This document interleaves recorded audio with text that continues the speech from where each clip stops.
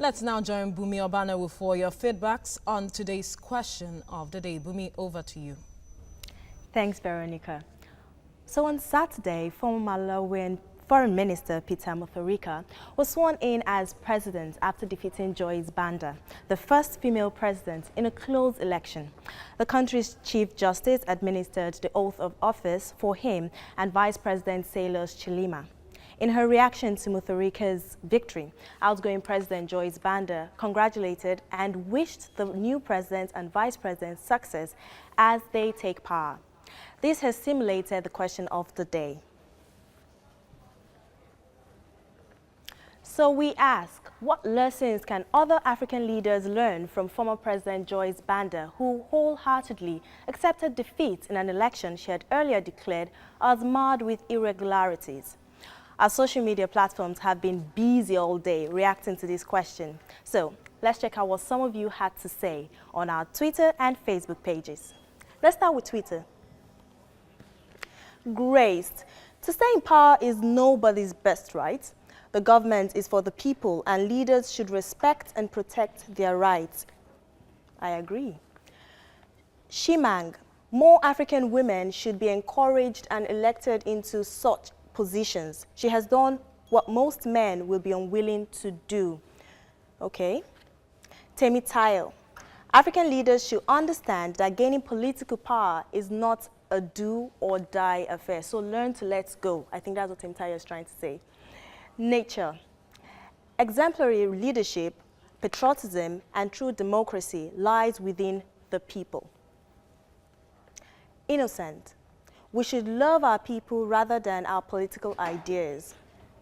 Interesting. Cypern, it's a good example for African leaders to follow. Okay? Emmanuel, the lesson here is that leadership is not all about occupying a position of office. Tanungo. So Tanungo is saying she, as the incumbent president, could not control irregularities. It means it doesn't exist.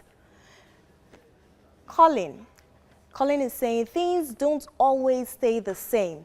The change is coming to Africa. Joyce Banda realized that there is more to life than losing a presidential race. Okay?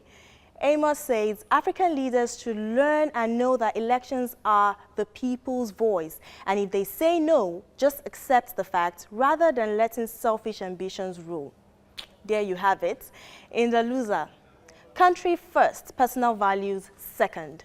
Accepting defeat in an election marred by irregularities is nothing but a mark of peace-loving.